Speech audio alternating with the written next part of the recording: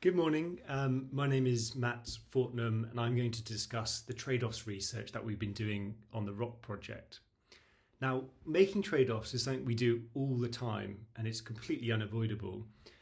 Presenting remotely today, I've managed to maintain family harmony by doing the school run this morning, but I am missing out on meeting you all, not to mention those delicious brownies served at the M Shed. Trade-offs are everywhere. In the marine space, trade-offs are becoming more intense as multiple sectors expand and compete for space and resources. And this is especially the case in the UK's busy seas. So there's going to be some really hard choices that need to be made in UK marine management, both now and in the future. So trade-offs can occur between sectors, but they can also occur within sectors, between different stakeholder groups. So this quote in the bottom left here shows how a marine protected area may provide benefits to static fishers by restricting trawling.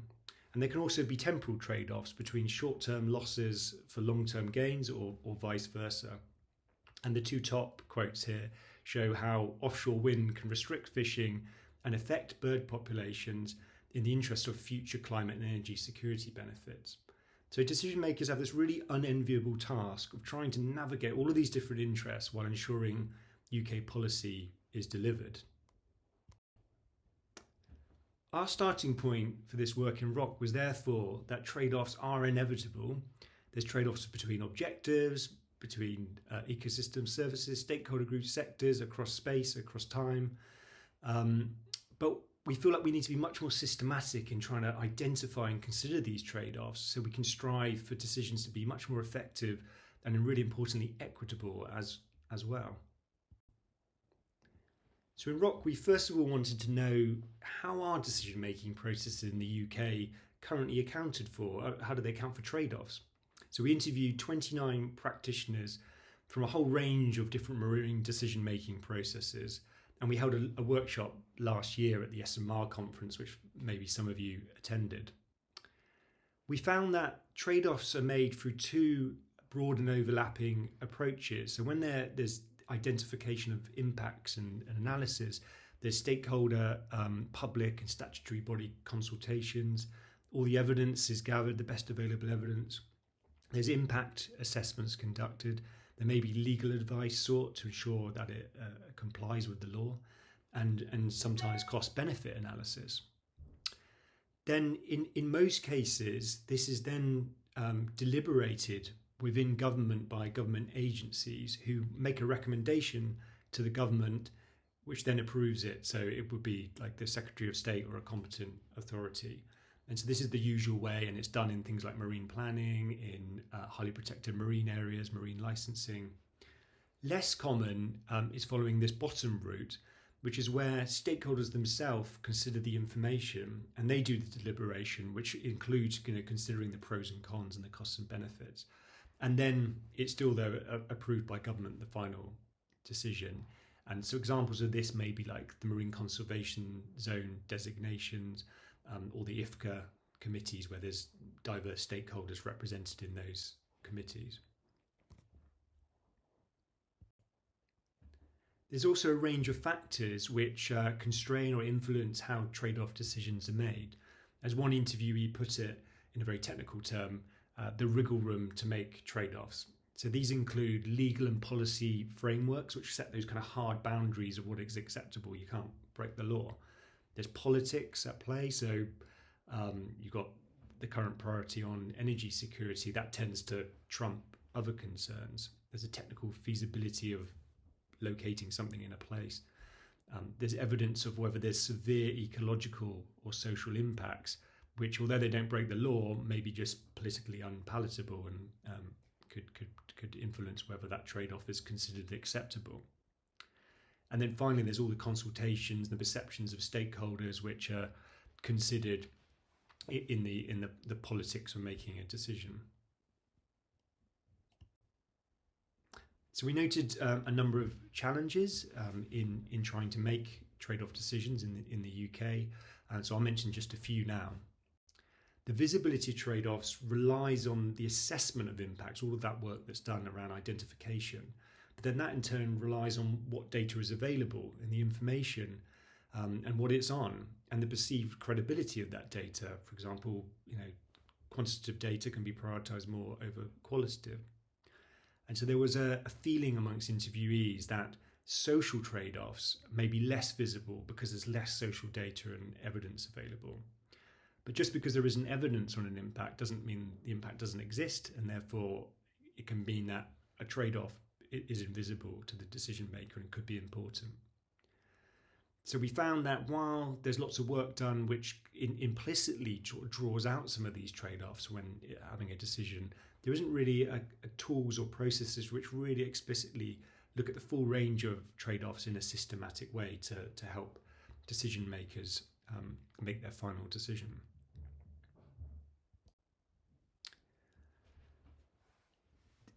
Because there isn't so much social data, there's a reliance on consultations to understand some of the social trade-offs. But of course, they're subject to inequitable representations. Opinions on the impact of an intervention can be biased to those with the most voice in consultations.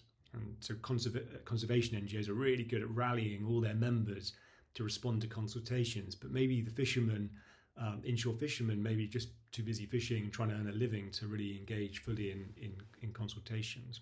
So meaningful participation can be a real challenge. Yet there's a real growing impetus for the participation of stakeholders in decision making, and the Joint Fisheries Act really exemplifies that and is emphasising a lot more of co-management. Now, maybe this implies that stakeholders need to be much more involved in actually deliberating those trade-offs and finding compromises themselves, rather than just providing consultation responses, which then government tries to weigh up between different interests. We also found some inconsistencies around how and whether a trade-off is considered acceptable, and also maybe while there's a lot of transparency about the evidence that's collected, responses to consultation, it's less clear sometimes how that why that they considered it acceptable in the end, that there will be a benefit to one group and a cost to another, and what basis that was made on. Some said that should be made on utilitarian principles, trying to produce the biggest benefit for the most people. But others highlighted that there should be some really strong red lines in terms of whether a impact on a particular group or communities is so severe or puts them into serious harm that actually it should be unacceptable that it goes ahead. But unlike environmental red lines, which are embedded in legislation, environmental legislation, the red lines for social impacts are much less clear and decided subjectively on a case-by-case basis.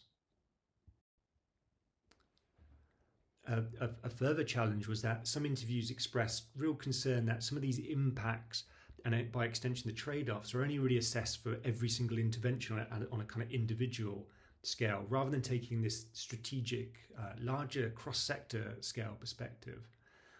So marine plans, of course, tried to take that perspective, but there was quite a few interviewees that felt that what they do is present all the policies that are relevant in that area, but they don't make the difficult decisions between policy objectives or between how marine space is used by different sectors. Those kind of more trade-off decisions are made in each individual decision, such as a marine licensing decision. There was concern that by not taking this strategic approach, that some of these smaller, maybe it's considered acceptable, some of the impacts from an individual intervention, but it's not accounting for that all these small impacts could add up to some big cumulative impacts, and therefore those trade-offs are not acceptable after a period of time. So it's a bit like a death by 1,000 cuts, and the inshore fisheries spring to mind regarding that. So to address some of these concerns, we've been developing a tool called MAPTA, the Marine Planning Trade-off Analysis Tool. MAPTA is essentially a low-tech tool for assessing the acceptability of trade-offs in marine management. It leads managers or groups of stakeholders in a step-by-step process to identify trade-offs, but also to discuss whether those trade-offs are acceptable or not. and then to develop response options for trying to mitigate some of those more concerning outcomes, or considering alternatives to what's that management measure that's proposed, and then thinking about what are the trade-offs of that alternative. We think this is really important because I think it answers some of the issues that came out of the interviews we did. Hopefully it would improve have greater transparent decision making. It could facilitate the participation of stakeholders in deliberating decisions and finding compromises, and reveal the reasons why different groups may support or oppose an intervention to improve the legitimacy of interventions. We think by bringing stakeholder groups together to hear about these different costs and benefits, that we can build empathy between them and some understanding of trying to find compromise. We piloted the tool on management measures in the sole fishery in Lyme Bay, and we're currently piloting MAPTA on management measures in the Bass Fisheries Management Plan for England and Wales. So these represent really complex decision spaces involving lots of stakeholder interests, trying to achieve fishery sustainability alongside benefits to communities and stakeholder well-being. And it's an interesting space because the Fisheries Act really is promoting co-management, and we think the stakeholder deliberation of trade-offs can be part of that co-management solution. By conducting these pilots, we'd like to understand much more about the benefits, but also the risks of using a tool like MAPTA. Are these benefits that I've been talking about around improving transparency, empathy, and co-management, do they play out in reality? And we'd like to find out more about the factors that influence these red lines of whether a trade-off is acceptable or not. How do different people decide on what trade-offs are acceptable or not? Are they willing to budge on certain areas, but other areas it's just non-negotiable and they're not going to compromise with others? So we recognise that while no decision is going to make everyone happy, we hope that by using tools like MAPTA, we can make choices that ensure, yes, the strategic aims are achieved, like those in the Fisheries Act around sustainability, but we can move to much more equitable decision making as well. So I'm sorry I can't be there today, but Angela Fan, who's been really involved in the work on MAPTA and piloting it, is around. So this is a picture of her. You can go and find her if you want to discuss, or drop me an email, and we'd like to hear from you. We're looking for other opportunities to pilot MAPTA. Thanks very much. Bye.